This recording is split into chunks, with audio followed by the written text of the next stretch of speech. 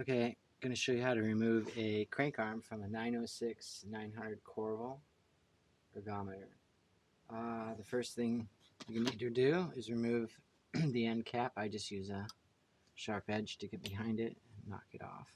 Pull it forward. You're left with this 13mm bolt. I've loosened mine for demo purposes, but we're going to need to take that off. So we'll do that now.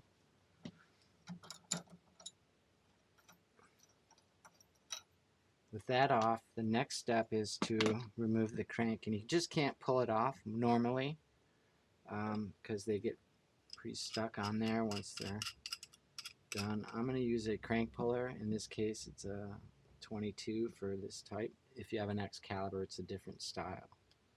In this case, I just roll it all the way forward, and the most important part is making sure that you get it on without cross-threading it, because if you do, you're in big trouble.